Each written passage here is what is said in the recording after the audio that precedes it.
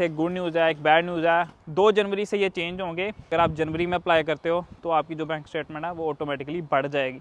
तो उस केस के ऊपर आप लोग जो है वो अपने डिपेंडेंट को बुला सकते हो।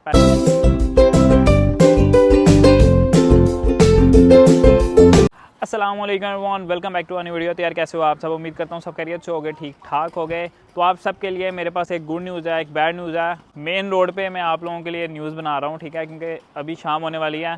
इक्विपमेंट मैं अपना साथ लेके निकला था, लेकिन मुझे जॉब के ऊपर कोई भी ऐसी अपॉर्चुनिटी नहीं मिली कि मैं वहाँ बैठ के आप लोगों के लिए वीडियो बना सकूँ। तो सीन ये है, आप सबके लिए जितने भी स्टूडेंट्स हैं, एक गुड न्यूज़ है, एक बैड न्यूज़ है। बैड न्यूज़ वो थोड़ी ज़्यादा बैड है। सीन ये ओबियसली जब भी एक स्टूडेंट सोचता है कि उसको यूके जाना है तो सबसे पहले क्या चाहिए होते हैं? पैसे, ठीक है। उसके बाद क्या चाहिए होते हैं? आपके मार्क्स। उसके बाद अगर आपको MOU पे एडमिशन नहीं मिलता तो ओबियसली आपको कोई ना कोई इंग्लिश टेस्ट देना पड़ता है। लेकिन सबसे पहले तो क्या है भाई? पैसा। पैसा आप थोड़ा सा ज़्यादा लगने वाला है। वो कैसे, वो मैं आपको बताता हूँ।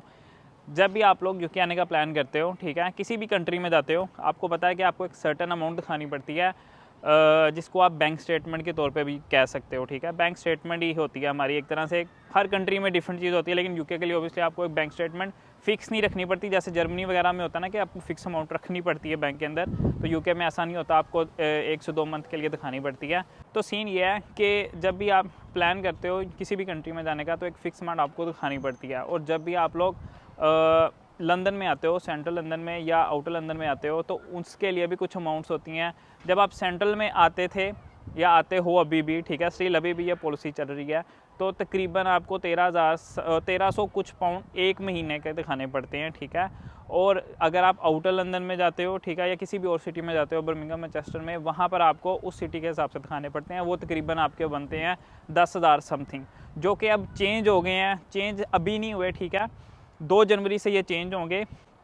और तकरीबन 80% ये कंफर्म न्यूज़ है। आप उनकी वेबसाइट पे भी यूके की देख सकते हो, आ गया हुआ। लेकिन अभी भी ये लोग कुछ कह रहे हैं कि यार करते हैं या नहीं करते, लेकिन 80% से मुराद इनका 80% कंफर्म ही होता है। 2 जनवरी से ये इम्प्लीमेंट होगा। 2 जनवरी से पहले जो बंदा, ये मुझे पता था, बहुत सारे लोग कमेंट सेक्शन में पूछेंगे कब होगा, कैसे होगा, तो प्लीज़ वीडियो पूरी देख लेना। जो बंदा 2 जनवरी से पहले यानी 1 जनवरी को भी अपना वीज़ा फाइल कर देगा, उस बंदे को पुराने रेट के हिसाब से ही पैसे दिखाने पड़ेंगे बैंक स्टेटमेंट के।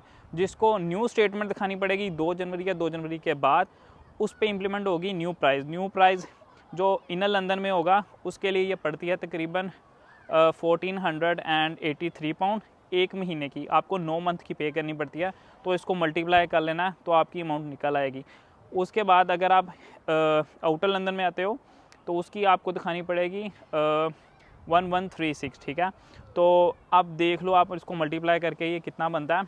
मैंने करके देखा था, तकरीबन 50 लाख के अराउंड बनता है। लेकिन वो भी आपकी फ़ीस वगैरह भी डिपेंड करती है ना, फिर कि आपने कितनी फ़ीस पे की है, कितने करने वाली है, तो ये चीज़ें भी मैटर करती हैं। लेकिन स्टिल आपका 1000 पाउंड बढ़ गया। 1000 पाउंड यानी पाकिस्तानी तकरीबन अभी के टाइम पे ये तकरीबन बनता है 4 लाख के अराउंड, ठीक है। तो 4 लाख आपके पैसे बढ़ गए हैं। ओबियसली इन्वेस्टमेंट जो है वो डबल होगी आप लोगों की। तो ये एक बैड न्यूज़ है। तो मैं यही कहूँगा, जो भी अभी बहुत से लोग कह रहे हैं कि मैं अगले महीने बताऊँगा आपको, क्योंकि मैं खुद भी कंसल्टेंसी का काम कर रहा हूँ, तो बहुत सारे स्टूडेंट मुझे कहते हैं जी मैं अगले महीने ट्राई करूँगा, अगले महीने आपको बताऊँगा। भाई अगले महीने तक टाइम निकल जाएगा। अगले महीने तक वेट करोगे तो ओबियसली आधी यूनिवर्सिटीज़ बंद हो जाएंगी, बुक हो जाएंगी। और उसके बाद जब आप सोचोगे कि अभी करना है, उस टाइम के ऊपर क्या होगा कि एक तो आपको यूनिवर्सिटीज़ कम मिलेंगी, और दूसरा ये होगा कि आपको एंड तक जाना पड़ेगा। एंड से मुराद आपका वीज़ा लेट हो सकता है, ठीक है। और अगर आप जनवरी में अप्लाई करते हो तो आपकी जो बैंक स्टेटमेंट है वो ऑटोमेटिकली बढ़ जाएगी।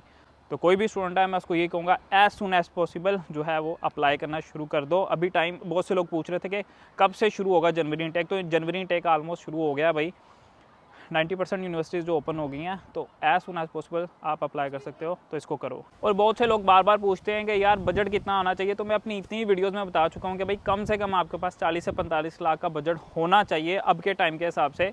तो फिर आप लोग किसी भी कंसल्टेंट को जाके तंग करो, क्योंकि आप जाके पूछो, कोई इन्फॉर्मेशन लोगे, बार बार जाओगे, तो पैसे कम नहीं हो जाएंगे, पैसे आप लोगों के इतने ही लगेंगे। तो अगर किसी को मेरी या मेरी टीम की हेल्प चाहिए हो तो आप मुझे इंस्टाग्राम पे मैसेज कर सकते हो, तो मैं और मेरी टीम आप लोगों की हेल्प कर देंगे एडमिशन प्रोसेस के अंदर। अब बात करते हैं दूसरी जो गुड न्यूज़ आप लोगों के लिए मैंने रखी है, वो क्या है? वो ये है कि आपको पता है कि कुछ महीनों पहले इन्होंने एक न्यू लिस्ट बनाई थी। उस लिस्ट को ISL लिस्ट कहते हैं। वो क्यों कहते हैं, आप देखो, अब आपको पता है थ्रेशोल्ड बढ़ा है। थ्रेशोल्ड के अंदर जितनी भी इन्होंने जो नई जॉब थी, पुरानी जॉब थी, उनकी जो नई लिस्ट निकाली है ना, उसको बेसिकली ISL जो है लिस्ट कहते हैं। तो उसके अंदर उन्होंने जो थ्रेशोल्ड था ना, वो बहुत ज़्यादा बना दिया था। वो गलती हो गई थी, UK गवर्नमेंट से खुद गलती होगी, वो एक्सेप्ट करते हैं इस बात को कि हमसे गलती होगी, हमने गलती से जो है ना वो थ्रेशोल्ड बहुत ज़्यादा कर दिया। तकरीबन कुछ जॉब्स हैं वो मैं आपको मेंशन कर दूंगा स्क्रीन पे, आप लोग देख लेना। लेकिन उनकी न्यू लिस्ट बहुत ज़बरदस्त निकली है। न्यू लिस्ट में बहुत ज़्यादा चेंजेस हुई हैं भाई, तकरीबन 4-5 हज़ार पाउंड का फ़र्क पड़ गया। उसमें ग्राफिक डिज़ाइनर्स भी हैं, उसमें वो लोग भी हैं जिनको इंटर लगाने का काम भी आता है, प्लस्तर लगाने का काम आता है, जिसको बोर्ड रिपेयर करनी आती है, पेंटर्स, उसके बाद डांसर्स, कंप्यूटर साइंस के जितने स्टूडेंट्स हैं, बहुत सारी डिफरेंट फील्ड्स उन्होंने अपडेट की हैं, जिसके अंदर आप लोगों को थ्रेशोल्ड जो है वो कम पे करना पड़ेगा, यानी कि आप लोगों को टैक्स भी कम पे करना पड़ेगा। पहले क्या था, थ्रेशोल्ड इतना ज़्यादा बढ़ गया था, तकरीबन आपको पता है तकरीबन 38-39,000 के अराउंड पहुंच गया था। तो कोई भी स्टूडेंट जो था वो अप्लाई करता ही नहीं था कि भाई जॉब मिलनी नहीं है। जिनको जॉब मिली भी हुई थी ना, मैं सही बात बताऊं, उन लोगों से उन्होंने वापस ले ली कि भाई हम लोग जो हैं वो आपको इतने पैसे पे ही नहीं कर सकते। तो आई एम रियली सॉरी। मेरे अपने दोस्तों को यार उनको जॉब मिली थी यहाँ पर, जो आप कह सकते हो स्पॉन्सर जॉब्स मिली थी, उन्होंने वो वापस ले ली सिर्फ इसी वजह से कि वो इतना स्पॉन्सर ही नहीं कर पाते थे। तो अब सीन ये है कि बहुत सारे जो पैसे हैं उन्होंने कम कर दिए हैं थ्रेशोल्ड के अंदर। वो न्यू लिस्ट जो है वो आप लोग जाके UK गवर्नमेंट की वेबसाइट पर देख सकते हो। तो वो देखो और उसके बाद देखो कि भाई आप लोग उस लिस्ट के अंदर फॉल करते हो तो नहीं करते। अगर करते हो तो भाई अपने जो जहाँ आपने पहले काम किया था या आपको जहाँ से लगता था कि यार मुझे वीज़ा मिल सकता है, उसको दोबारा अप्रोच करो, उसके पास जाओ, उसको रीच करो, उसको बताओ कि भाई नया थ्रेशोल्ड आया, आप लोग जो है मुझे इसके हिसाब से पे कर सकते हो, मुझे जो है स्पॉन्सर कर सकते हो। इसमें एक और चीज़ इंक्लूड कर देता हूँ कि बहुत सारे लोग जो कि केयर वीज़ा के ऊपर यहाँ पर आए हुए थे UK के अंदर, और वो चाहते थे कि उनका डिपेंडेंट उनके साथ आए। तो भाई बहुत सारे लोग पूछ रहे थे कि यार डिपेंडेंट आ सकता है केयर वीज़ा के ऊपर या नहीं आ सकता। तो भाई डिपेंडेंट जो है वो अभी भी नहीं आ सकता, लेकिन अगर आप यहाँ पर सिंगल पेरेंट हो, सिंगल पेरेंट से मुराद ये है कि भाई अगर आप लोग यहाँ पर एक बेबी के साथ हो, UK के अंदर हो, ठीक है, और यहाँ पर कोई भी हेल्प करने वाला नहीं है, तो भाई आप अपने डिपेंडेंट को पाकिस्तान, इंडिया से बुला सकते हो। उनको कहो कि भाई मैं यहाँ पर सिंगल पेरेंट हूँ, मैं अपने बच्चे को नहीं संभाल सकता, मुझे जो है इसका दूसरा जो पार्टनर है मेरा उसको बुलाना है, यानी कि इसके अब्बा जी को, इसकी वालदा को मुझे यहाँ पर बुलाना है।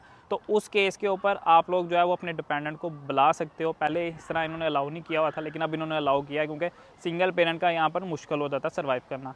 तो ये एक छोटी सी गुड न्यूज़ है, और बैड न्यूज़ जो है मैंने आपको पहले बता दिया है। इतना अफेक्ट करेगा नहीं, लेकिन ओबियसली जो बंदा मिडिल क्लास फैमिली से है उसको बहुत ज़्यादा ये इफेक्ट करने वाली है बात, क्योंकि इकट्ठा 4 लाख बढ़ जाना, 4 लाख एक बहुत बड़ी अमाउंट है। मुझे पता है कि मैंने अपनी बैंक स्टेटमेंट कैसे जोड़ी थी, 50,000 इधर से ले, 1 लाख इधर से ले, मैंने भी ये सारी चीज़ें की हैं। मैं भी मिडिल घराने से बिलोंग करता हूँ, तो मुझे पता है ये कितनी बड़ी परेशानी की बात बनती है। तो भाई बस ऐसे ही है जो भी है। तो अगर कोई भी बंदा इंटरेस्टेड हो तो भाई as soon as possible apply करना शुरू कर दो। उम्मीद करता हूँ आज की वीडियो आप लोगों को अच्छी लगी होगी। वीडियो अच्छी लगी तो वीडियो करना लाइक, चैनल पे नहीं हो तो चैनल को करना सब्सक्राइब। मिलते हैं इंशाल्लाह नेक्स्ट वीडियो में। अल्लाह हाफिज़।